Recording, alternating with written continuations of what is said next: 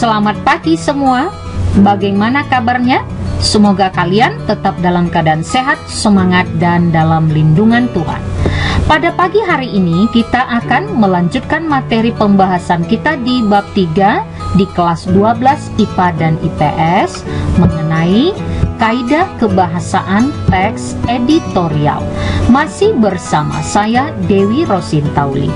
Pada pertemuan Senin yang lalu, kita sudah mengulas tentang struktur teks editorial.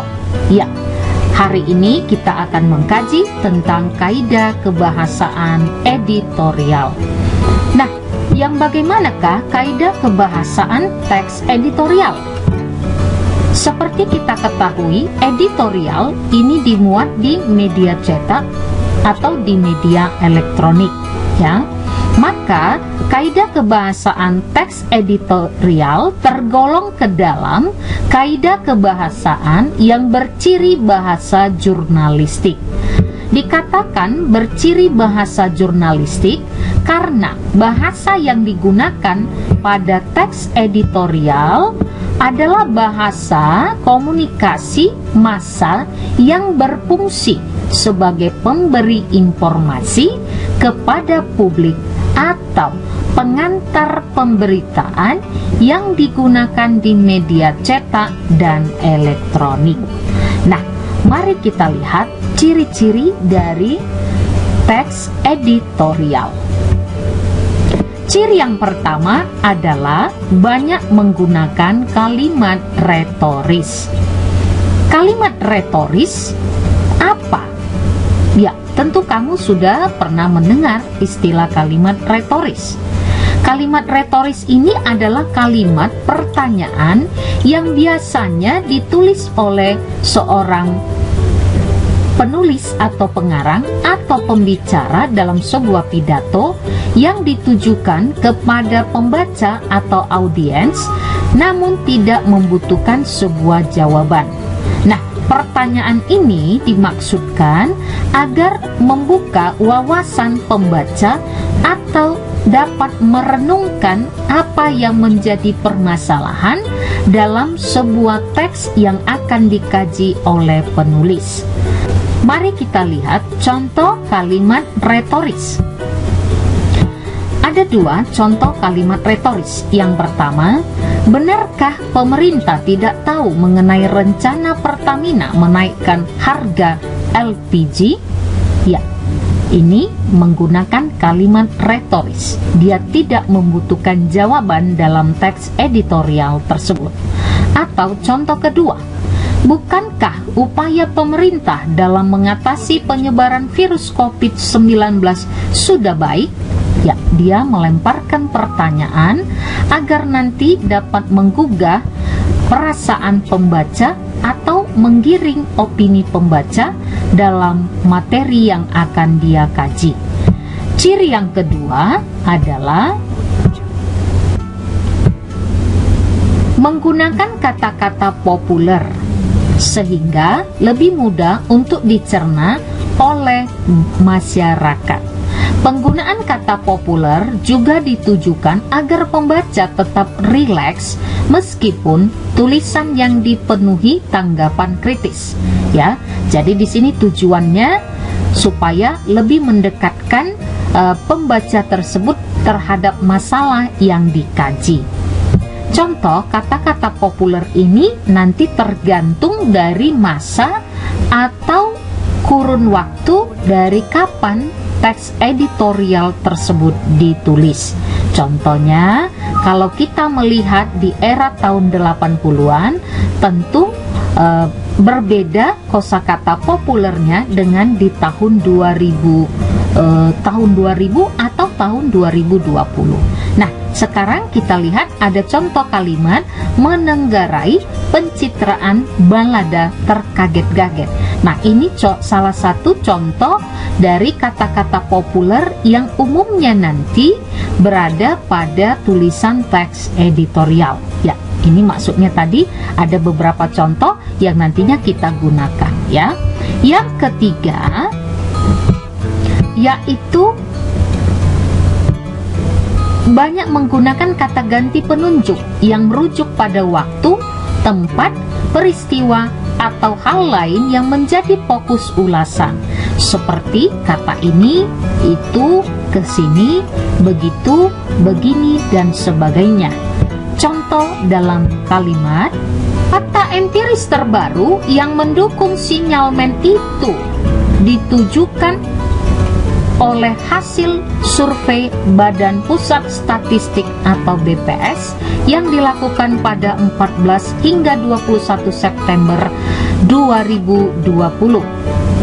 Yang kedua, dalam masa pandemik ini, peran guru dalam menyelamatkan masa depan anak sama pentingnya dengan peran tenaga medis dalam menyelamatkan nyawa pasien.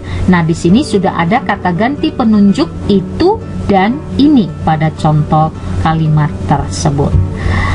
Yang keempat, cirinya adalah banyak menggunakan konjungsi kausalitas. Nah, kausalitas seperti kita ketahui adalah konjungsi yang memiliki hubungan sebab dan akibat. Contoh, konjungsinya sebab, karena, oleh sebab itu, dan sebagainya.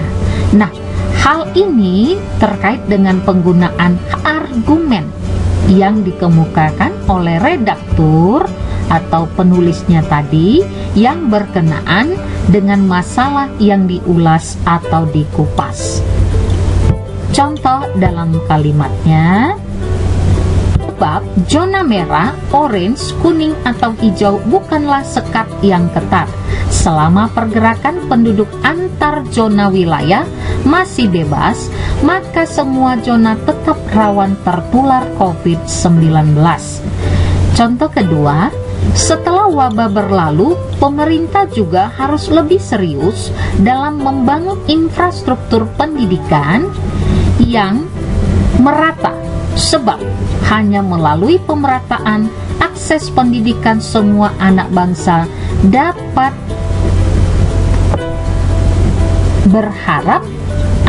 dapat merawat harapan akan masa depan yang lebih baik. Nah, di sini sudah ada juga konjungsi sebab yang digunakan. Kita lanjut, ciri kelima ada adverbia atau kata keterangan. Penggunaan kata keterangan bertujuan agar pembaca meyakini teks yang dibahas. Contoh kata keterangan yang sering muncul ada kata selalu, sering, biasanya, kadang-kadang, jarang, dan sebagainya. Yang keenam, contohnya ada verba material, yaitu verba yang menunjukkan perbuatan fisik ataupun peristiwa.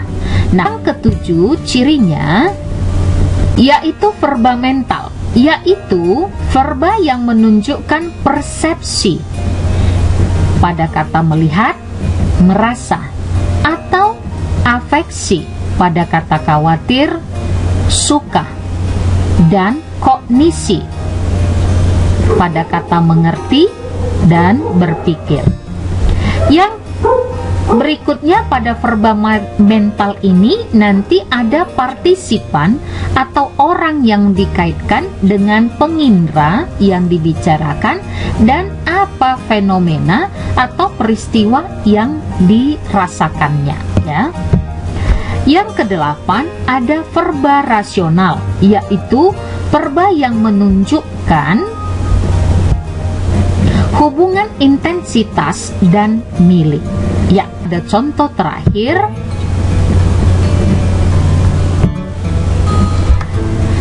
Contoh pertama, daripada hanya mengandalkan vaksin saja, sebaiknya pemerintah bisa memperbaiki kapasitas pengetesan dan pelacakan pasien suspek melalui berbagai pusat layanan kesehatan.